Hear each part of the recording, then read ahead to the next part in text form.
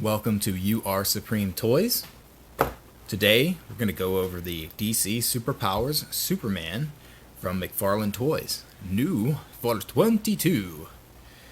Here we got the box art. Superman in his typical "I'm gonna punch the air" pose and with fluttery cape. And look at the figure and his little beady blue eyes.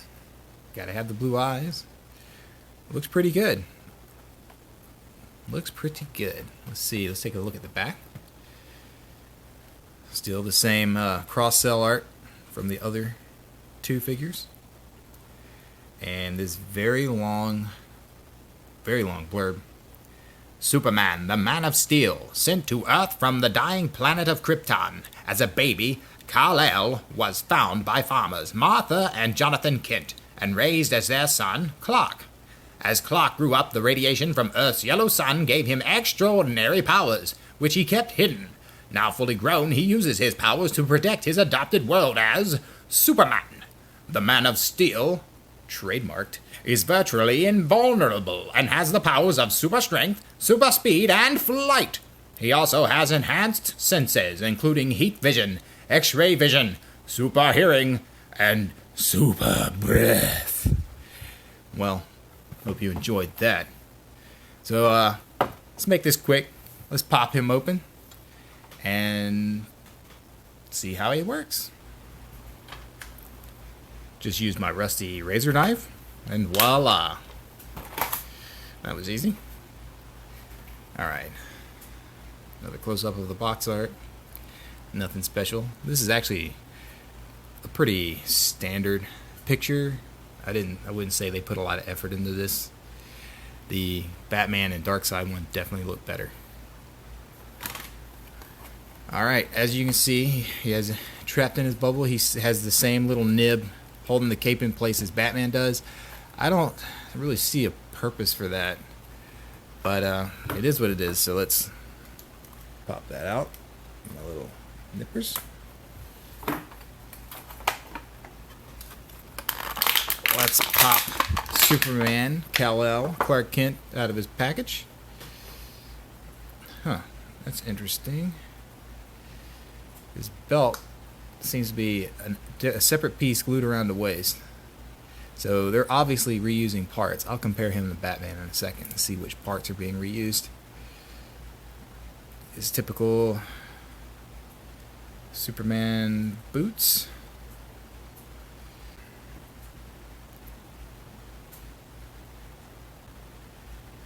Chest emblem looks okay. Actually, it looks pretty clean. I've seen a lot of them in the store with slop around his little curl. But all in all, for the size, I think they did a great job painting it. For what you get, it could have been messier. It's supposed to be a simple figure, so the paint job should be simple too. Okay, his cape is in the bubble just like Batman's was. I don't like the way they do that. I wish they would either just attach it to the figure or leave it loose in the back.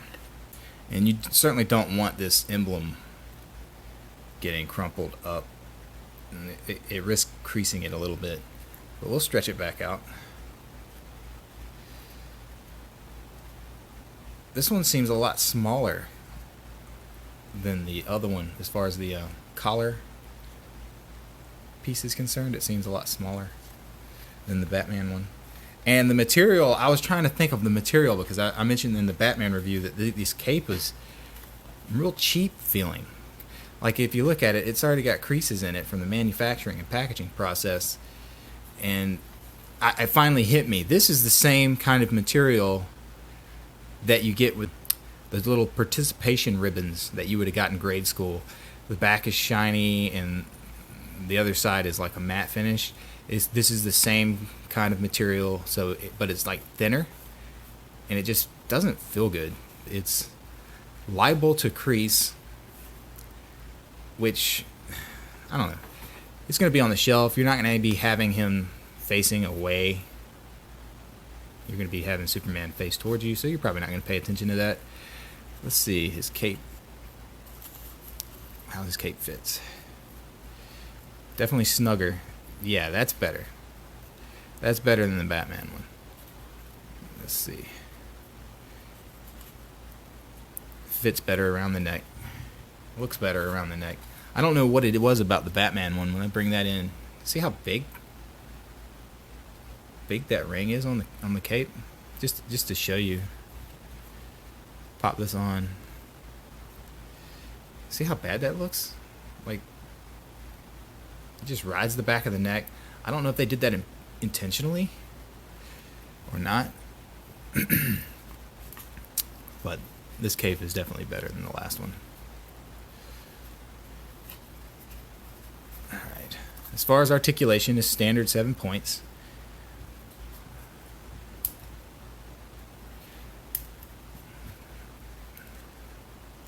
So you could practically do the pose from the package. It's very generic, but it works. Like I said, these were all like $9.97. You can't beat that. You just can't. This feeler a little warped from the package. But here's Darkseid. Batman and his Batwing. Let's compare him to Batman. Because now that I see it, okay, let's take this cape off. The body, the torso, appears to be the exact same sculpt, but it's not. It's not. And I know it's not, because the edge of the cowl on Batman is sculpted. And Superman does not have such a cowl. Now, what about the arms? The arms are different. The only thing I could see them reusing, which I can tell immediately they didn't, there's just something about this that makes you think they reuse tooling. But they haven't. These are both 100% unique sculpts. The belts were glued on separately, which I guess would have been cheaper for them to do for some reason. But yeah, they're 100% different. So yeah, we're slowly building a Justice League. Now we just need a few more villains. I'm looking forward to the next wave of figures already. They're just so affordable. And they look good. They look so good. And they're fun. Like, I love this Batwing. I'm glad this one's not broken. I'm glad it was so easy to find a replacement for it. I'm so glad that they had that center display. I kept calling it console, but I think it's a display. They had that center display in the aisle, so keep an eye out for those. Usually if one Walmart gets them, many will get them. So these should not be difficult to find in the least soon. My stores usually do not get anything right out of the gate. So I'm surprised. So I'm surprised that I was able to get anything. Next, I'm going to have to be reviewing the John Stewart Green Lantern and the Supermobile. But this has been an unboxing and quick review of the DC Superpowers Superman from McFarlane Toys. Thanks for watching.